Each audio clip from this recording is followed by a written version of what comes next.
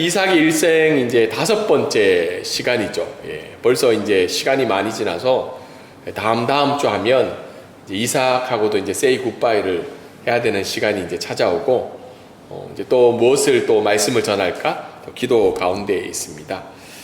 요즘 한국에서 이제 많이 유명한 영화가 오디세이죠. 뭐 태국에서도 극장에 개봉을 한 것 같아요. 혹시 보신 분 계세요? 네, 저도 좀 보고 싶은 마음이 있었어요. 왜냐하면 역사 드라마라서 저는 이렇게 좀 역사적인 내용들은 좀 보고 싶다는 마음이 있었는데, 예, 우리 태연이가 얘기하는데 이미 내렸대요. 그래서 좀 볼 수가 없는 아쉬움이 있습니다. 오디세이가 600만 명이 한국에서 봤다고요. 굉장히 많이 봤죠. 최근에 이제 많이 보는 영화가 많이 없었는데 오디세이가 한국 사회에 인기가 많았다고 합니다. 여러 가지 뭐 우리가 잘 알고 있는 트로이 전쟁, 트로이 목마 전쟁 아시죠? 네, 거기에 이제 숨어서 뭐 갔는데 신의 이름으로 갔는데 어떻게요? 거기 있는 사람들이 파멸을 당하고 처절한 전쟁의 현장을 보고 오디세이가 굉장히 갈등이 있잖아요. 그래서 아무튼 뭐 이런 내용들인데, 여기서 이제 한국 사람들이 감동적으로 보는 포인트가 뭐냐면 20년 만에 가족 간의 상봉이라고 합니다. 10년간의 전쟁이 있었고 집으로 돌아오는 길이 10년이 걸렸다고요. 여러 학설들이 있는데 아무튼 10년 동안 전쟁이 끝나서 오디세이 안에 내면의 갈등이 많았다고 합니다. 전쟁에 대한. 그래서 결국은 이제 돌아왔는데 이 아내가 어떻게 해요? 끝까지 가정을 지키고 있었고, 많은 남자들이 그 오디세이 집을 차지하려고 애를 썼는데 아내가 그것을 가정을 지키고 있었고, 아들 또한 아버지를 기다리고 있어서 이게 20년 만에 상봉하는 장면이 모습이에요. 저희도 이렇게 가족끼리 이렇게 한 번씩 따뜻하게 안고 이래야 되는데 좀 그렇지 못할 때가 많죠. 보면 이제 대면 할 때도 있고, 아무튼 이 가족 간의 이 상봉, 가족 간의 이 우애, 가족 간의 이 사랑이 굉장히 사람들한테 도전을 주어서 영화가 많은 사람들이 보게 되었다고 합니다. 이만큼 어떤 스토리들이 사람들에게 감동을 주는데, 기독교 안에도 많은 스토리들이 있었던 것 같아요. 특별히 우리 장기려 박사님이라는 분이 계세요. 이제 소천하셨는데 들어보신 분 계세요? 복음병원, 부산 복음병원이라고. 이분이 별명이 뭐냐면 바보 의사였다고 합니다. 바보 의사. 그러니까 평양에서, 북한에서 의사로 되었는데 전쟁을 통해서 어떻게 해요? 남한으로 넘어와서 피난길에 있는 사람들을 굉장히 돌보고 애를 썼던 분인데, 왜 바보 의사냐면, 보통 우리가 의사라고 생각하면 요즘 의대가 유명하잖아요. 의사 되고 싶은 이유가 뭐예요? 박애주의자로 살려는 게 아니고 미래가 어쨌든 보장이 되어 있고 수입이 또 보장이 되어 있기 때문에 의사가 되려는 많은 사람들이 그런 목적을 가지고 있잖아요. 근데 이분이 한 예로 자기에게 찾아온 환자가 굉장히 가난한 사람이었어요. 그 사람이 지불할 돈이 없는 거죠. 그래서 뒷문을 열어주고 그쪽으로 나가시라고. 그럼 직원들 보고는 어떻게 해요? 이 사람이 없어졌다고. 아무튼 여러 가지 일화들이 많았는데, 이분의 삶들 가운데는 무엇이 드러났냐면 예수 그리스도를 믿는 그리스도인의 삶이 이 세상 가운데 많이 드러났다고 합니다. 그래서 청십자 의료보험이라고 우리나라의 의료보험의 효시가 되는 이 보험제도도 만들었고, 여러 가지 삶이 이제 한국 사회에 굉장히 감동을 주었다고 합니다. 그리고 한평생 병원 옥탑방에서 삶을 살다가 소천을 하셨는데, 특별히 이분이 독신으로 사셨다고 해요. 40몇 년간을. 그 이유가 이제 북한에 두고 온 아내와 자녀를 기다리는 마음으로 이런 삶을 살았다고 합니다. 이게 만약에 기독교 안에서만 우리가 있었다면 뭐 그럴 수도 있고 감동적인 얘기인데, 특별히 정부가 이 사람의 삶을 기리고, 그래서 동상도 세우고 많은 것들을 나누고 있다고 합니다. 그래서 의사들이 자기도 바보 의사를 꿈꾸면서, 이런 사람들의 삶을 꿈꾸면서 의대생들 중에도 많이 있다고 이야기를 듣게 되었습니다. 그만큼 한 사람의 삶이 이 사회에 주는 영향력은 우리가 생각할 수 없을 만큼 큼을 알 수가 있습니다. 오늘도 한 사람이 굉장한 선한 영향력을 끼치고 있죠. 우리가 이삭의 일생을 계속해서 일어났는데 지난주까지 우물 전쟁이 일어났던 거죠. 근데 오늘 말씀에는 그 우물 전쟁이 마무리가 되는 장면이 나와요. 그게 뭐냐면 그 우물 전쟁을 일으켰던 아비멜렉이 어떻게 해요? 그랄 땅에서 이삭이 거주하고 있는 곳으로 찾아와서 너는 하나님이 함께하는 사람이다. 너는 하나님의로부터 복을 받는 사람이라는 인정과 고백이 나타나게 돼요. 그 고백 속에서 오늘의 이야기가 진행이 되고 있습니다. 오늘 말씀을 한 문장으로 우리가 메인 아이디를 살펴보면 이렇게 정리할 수 있는데 우리 한 목소리 한번 읽어보도록 하겠습니다. 시작. 하나님은 우리의 삶을 통해 세상 가운데 당신이 함께 하심을 친히 나타내십니다.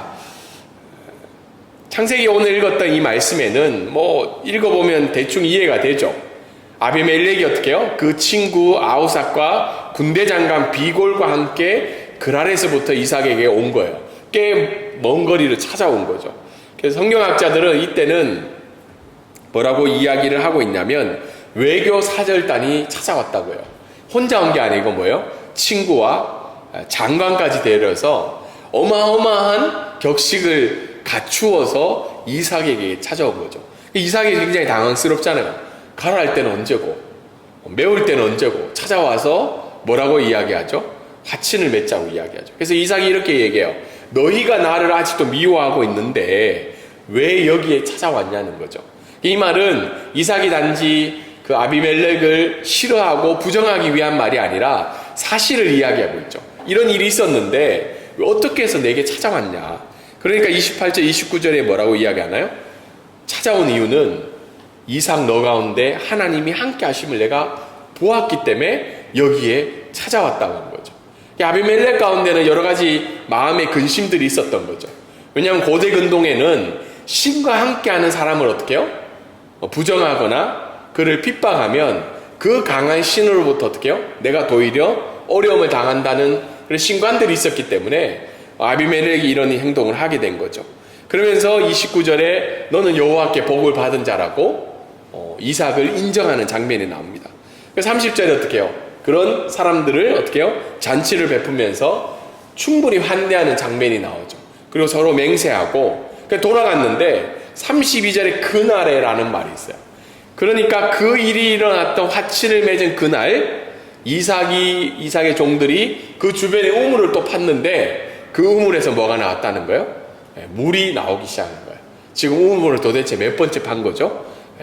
지난주에도 한 3번 봤는데 오늘도 한 번 더 판 거죠. 그래서 우물 가운데 물이 나오게 된 겁니다. 그래서 33절에 이제 우물 전쟁의 마지막을 알리는 그 우물에 세바라는 우물의 이름을 지으면서 오늘 우물 전쟁이 이야기의 끝이 나요. 근데 이런 아름답고 영광스러운 이야기 중에 34절과 35절에 뭐가 나와요? 마음이 아픈 내기가 한 가지가 들어오게 되죠. 이런 배경적인 말씀을 가지고 오늘 한 몇 가지를 적용해 보기를 원합니다. 첫 번째는 패자부활절이라는 거예요. 26절과 27절에 보면 말이 안 되는 상황이 나오잖아요. 앞에서 설명한 것처럼 한 나라의 왕이 그리고 이삭을 쫓아냈던 왕이 외교 사절단을 데리고 어떻게 해요? 이삭에게 찾아오는 장면이었어요. 사실 16절에 보면 이 아비멜렉은 그냥 왕이 아니라 굉장히 비정한 왕이죠. 냉정하고. 왜냐하면 이삭이 그 땅에 머문 이유가 뭐예요? 그냥 오다가 잠깐 머문 거예요? 아니죠. 기근이 일어났기 때문에. 그 땅에 기근이 일어나는 생존의 문제 속에서 이삭이 잠시 거류하는데 뭐예요? 나가라는 거죠. 너 때문에 불편하고 너가 복 받는 거 우리가 보기 싫다고 내보낸 거죠. 근데 27절에 그래서 이삭이 이런 반응을 했는데 이 관계가 지금 어떻게 된 거예요? 역전이 된 상황. 역전. 사실 여러분 세상에 패자부활전이 있다고 생각하세요? 물론 올림픽 경기에는 패자부활전이 있어요. 뭐 유도나 그래도 동메달까지만 딸 수 있는데 우리가 살고 있는 세상에는 패자부활전이 거의 일어나지 않아요. 이제 승자는 승자로 계속 살아가고 패자는 패자로 살아가는 게 지금 사회의 모습인데 우리가 살고 있는 이 세상은 이렇지만 우리의 신앙 가운데도 어떻게 해요? 때로는 신앙 때문에 억울함을 당할 때가 있어요. 여러분 예수님 믿는 것 때문에 늘 승리하면 좋겠지만 예수 믿는 신앙 때문에 억울함을 당할 때가 많아요. 나는 하나님 앞에 분명한 정직과 겸손과 배려와 온유를 베풀었지만 돌아오는 것이 어떻게 해요? 그대로 갚아지나요? 아니죠. 오늘 장기려 박사가 당했던 것처럼 바보라는 호칭이 우리에게 돌아올 때도 있습니다.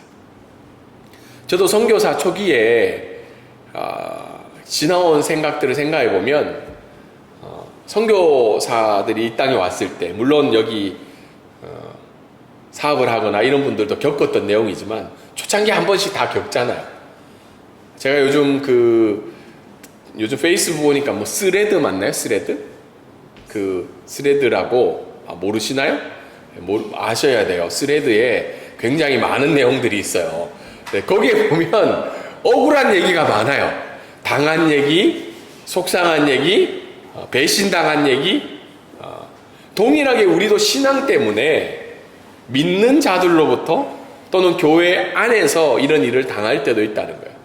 그럼 우리는 어떻게 반응해야 되는가? 근데 오늘 말씀이 우리에게 알려주는 것이 뭐냐면 하나님은 역전시키신다는 거예요. 이게 뭐 성경에 있는 거니까 뭐 일어날까라는 불확실성도 있지만 저는 오늘 말씀을 보면서 처음에는 그냥 아비멜렉이 잠깐 왔겠지라고 생각했는데 말씀을 읽으면 읽을수록 외교 사절단으로서 공식적인 화친을 맺으러 지금 아비멜렉이 온 거예요. 이삭에게. 그래서 하나님은 하나님 앞에 신실하게 살아가는 자들에게 늘 패자부활전을 준비해 놓고 계신다는 거예요. 이 사실에 대한 확신이 없으면 우리가 신앙 때문에 겪는 그런 순간순간의 억울함 속에서도 하나님의 길을 걷기가 어렵다는 거죠. 28절과 29절을 보면 하나님이 함께하는 사람이라는 내용을 아비멜렉이 고백하죠. 아비멜렉이 이렇게 고백할 수 있는 이유가 뭐죠? 아비멜렉을 보니까 이삭의 삶들, 특별히 기근 속에서 이 사람은 거류민이잖아요. 그러니까 잠깐 거쳤다 가는 사람인데 몇 배의 수확을 거둔 거예요? 100배죠. 100배. 그리고 빼앗겨도 마르지 않는 우물들이 있는 거예요. 2번, 3번은 이미 빼앗아 왔는데 계속 이 사람은 온유함으로 우물을 팠는데 그 우물마다 뭐가 나온 거예요? 물이 나온 거죠. 우리가 쉽게 생각하면 뭐 우물 파면 물 나오는 거 아니냐? 고대 근동에 지금도 어떻게 해요? 중동 지역에서는 우물을 파서 물을 발견할 수 있는 확률은 굉장히 적은 거죠. 근데 그 우물을 팔 때마다 마르지 않는 하나님의 샘솟는 우물을 그가 사용하고 있는 겁니다. 그리고 마지막으로는 뭐예요? 지난주에 말씀드렸던 이삭의 온유를 본 거예요. 양보하고 하나님의 약속을 믿고 싸우지 않고 화평한 자로 사는 그 모습을 보니까 아비멜렉이 뭐예요? 이거는 이삭에게 그 복이 있는 것이 아니라 이삭이 믿고 있는 하나님이 누구신가를 발견하고 그 하나님과 함께한 이삭이라는 것을 고백하게 되는 겁니다. 우리는 주변 사람들에게 그러면 뭘 보여줘야 되냐? 사실 저도 오늘 말씀 준비하면서 좀 부담스러웠어요. 왜냐하면 이 말씀을 준비하면서 다 그렇잖아요. 자기에게 먼저 적용해보면 우리 함께 드리는 예배 드리는 우리 성도님들이 또 저와 함께하는 관계된 사람들이 저의 삶을 볼 때 우리 김익만 선교사님은 김익만 목사님은 하나님이 함께 하시는 사람이라는 고백을 나는 보여주고 있는가라는 굉장한 부담이 찾아오고 있는 거죠. 우리의 삶들을 누군가는 지켜보고 있고 누군가는 바라보고 있어요. 근데 우리의 삶들 가운데 이 세상 사람들이 살아가는 방식대로 성공과 행복을 위해서 어떻게 해요? 세상의 방식대로 우리의 삶이 살아가고 있다면 우리가 20년, 30년 알고 지냈지만 그들은 우리의 삶을 향해서 너는 하나님이 함께하는 사람이라는 고백을 할 수가 없다는 거죠. 사실은 창세기 12장에 나온 하나님이 아브라함에게 준 복은요, 아브라함이 보여주는 물질적인 복도 있지만 무슨 복이에요? 아브라함을 통해서 하나님을 바라보게 되는 복이죠. 동일하게 오늘 우리의 삶을 점검해 볼 때 우리의 삶에 동행하시는 하나님의 임재를 우리는 주변 사람들에게 보여주고 있냐는 거예요. 지금도 많은 교회들이 예배를 드리고 있고 엄청난 건물과 엄청난 재정과 또 사회에 적지 않은 봉사를 하며 살아가고 있어요. 근데 왜 여전히 교회 다니는 사람들은 불편함을 겪고 그들로부터 인정받지 못한 삶을 살아갈까? 그건 교회 형식이 아니라 교회가 운영되는 방식이 이 세상과 다를 바가 없으면, 그들에게 하나님의 임재를 보여주지 못한다면 우리는 어쩌면 평생 이 자리에 예배드리고 있지만 주변 사람들에게 하나님이 함께하는 사람이라는 고백을 듣지 못할 수도 있다는 겁니다. 그리고 오늘 말씀 30절과 31절에 보면 이삭이 어떻게 해요? 그들을 위하여 잔치를 베풀고 있죠. 사실 아비멜렉이 찾아와서 약간 비겁한 모습을 보이고 있죠. 뭐라고 얘기했나요? 난 너희한테 그렇게 잘못한 거 없어라고 얘기하죠.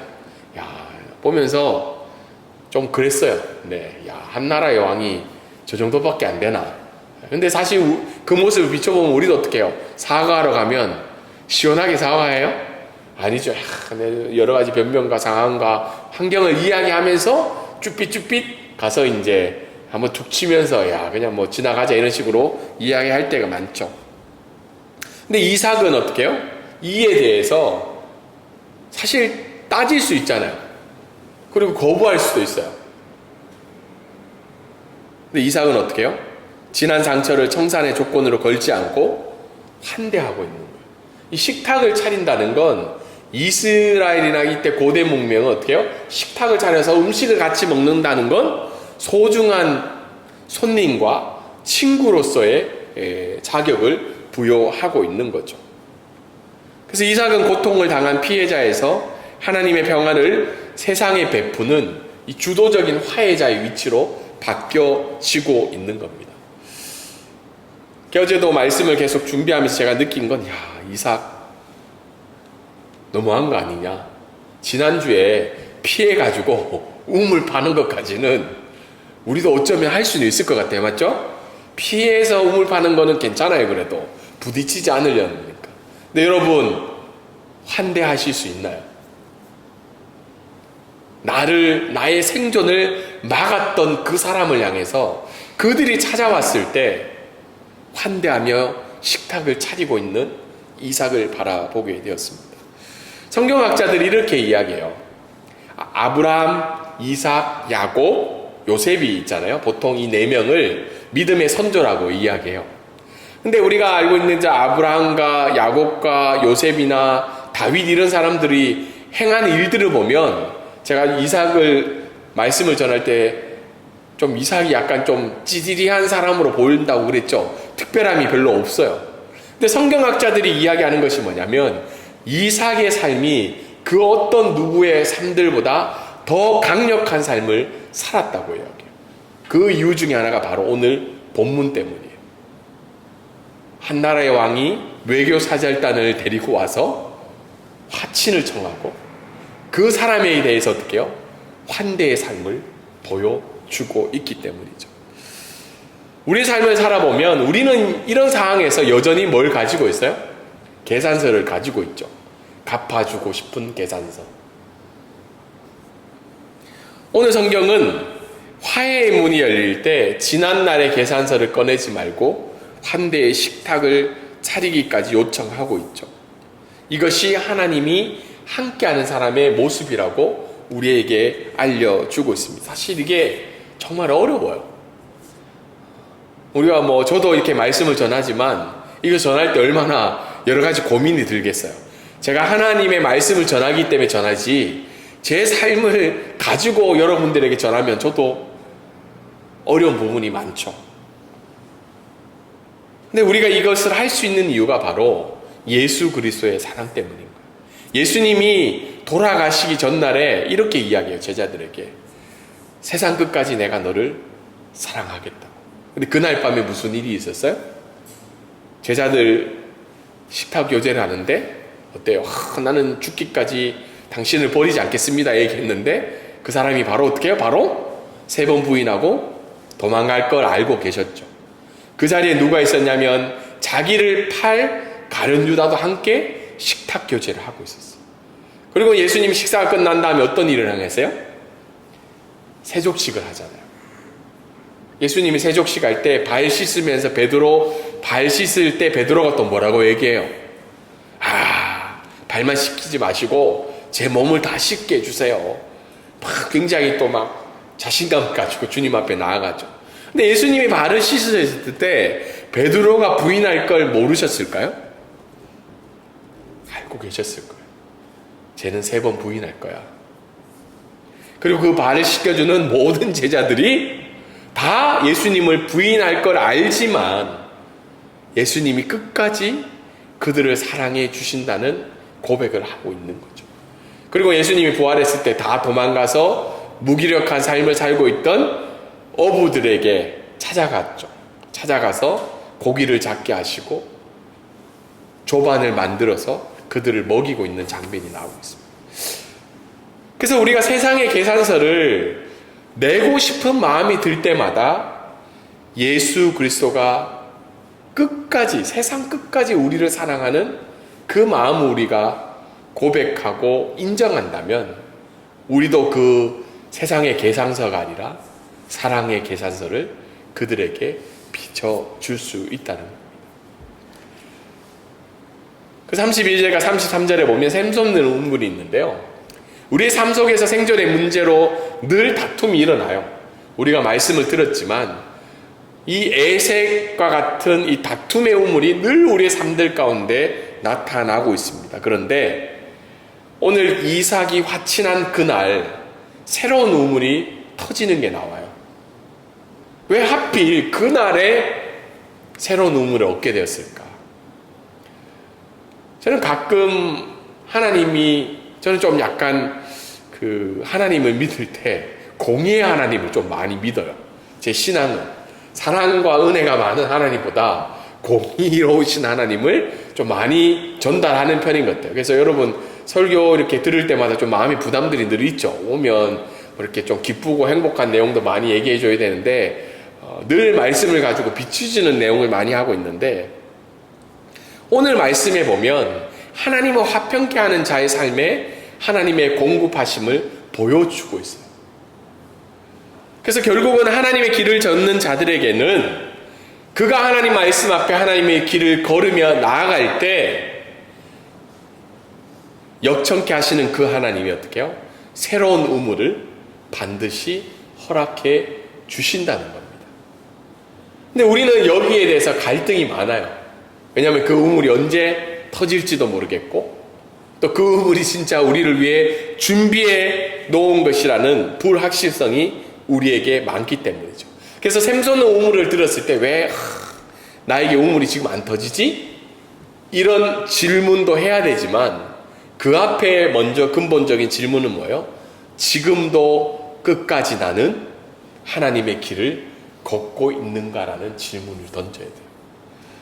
제가 어떤 목사님의 이제 글을 이렇게 본 적이 있었는데 제일 힘들 때가 언제냐면 성도가 하나님이 기뻐하시는 길을 걷고 있지 않는데 그 사업장을 위해서 그 일을 위해서 복받게 해달라는 기도를 해달라 할 때가 너무 힘들다는 거예요. 사실은 목사님 입장에서는 돈 드는 일이 아니잖아요. 복을 주시는 분은 하나님이니까 기도해 주면 돼요. 복받게 해달라고. 근데 그 목사님 마음에는 뭐예요? 법을 어겨서 일을 하고 있는 그분을 위해서 기도하기가 너무 힘들다는 거예요. 그 샘솟는 우물은 늘 우리를 위해서 하나님이 예비하셨지만 화평케 하는 자의 삶을 살고 가난하고 어려운 나그네를 환대하는 자에게 하나님은 늘 샘솟는 우물을 준비하고 있지만 그 우물은 누구를 위한 우물이라는 거예요? 하나님의 길을 끝까지 지금도 걷고 있는 자들을 향한 우물이라는 겁니다. 마지막으로 오늘 말씀을 살펴보기를 원합니다.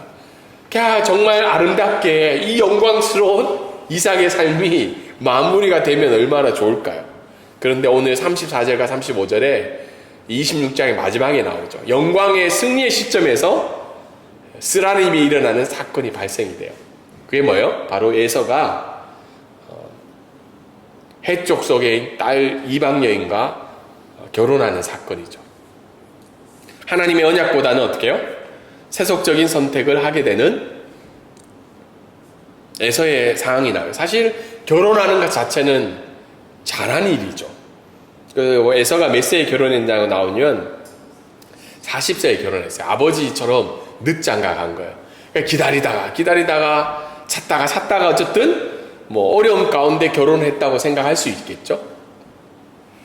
이 말씀을 우리에게 적용해 보면 우리의 삶들 가운데도 영광스러운 사건 속에서도 늘 뭐가 함께 간다는 거예요? 쓰라린 시간이 함께 찾아온다는 거예요. 그래서 우리가 사실 그래서 겉보기로는 그 사람을 평가할 수 없어요. 늘 뭐가 있는 거예요? 아픈 새끼손가락들이 있다는 거예요. 그렇게 누구나에게는 평생 가슴 쓰라린 뭐가 주어진다는 거예요. 우리의 삶에는 십자가가 주어진다는 거예요. 개인이 가지고 가야 돼요. 근데 이 십자가는 신앙의 실패가 아니라는 거예요. 왜 하나님이 그 십자가를 누구 모두에게 주셨냐면 그럴 때마다 이 땅에서 어떻게 해요?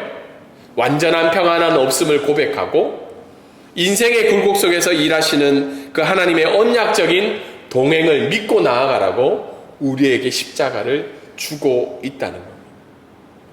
그리고 이 말씀에 우리에게 또 주는 교훈은 세속적인 동화를 거부하라는 거예요. 사실 우리가 가족이나 자녀의 일들 앞에서 누구 하나 자신감 있게 나아갈 수가 없어요.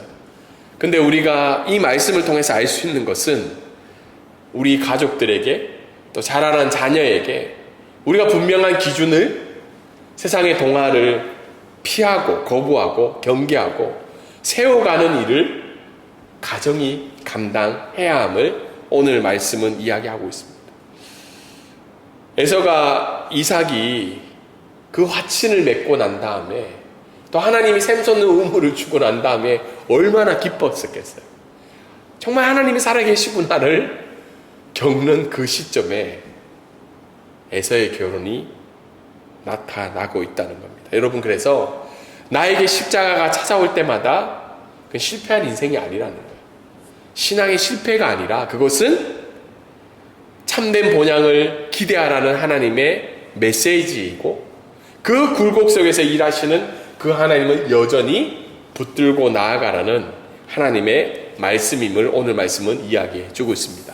말씀을 적용하면 감당하기 힘든 어려운 상황 속에서도 우리가 믿음으로 세상의 계산서를 보여주는 게 아니라 하나님의 갚아주심을 믿고 하나님의 길을 오늘도 또 끝까지 걸어나가는 저와 여러분이 되기를 주님의 이름으로 소망합니다.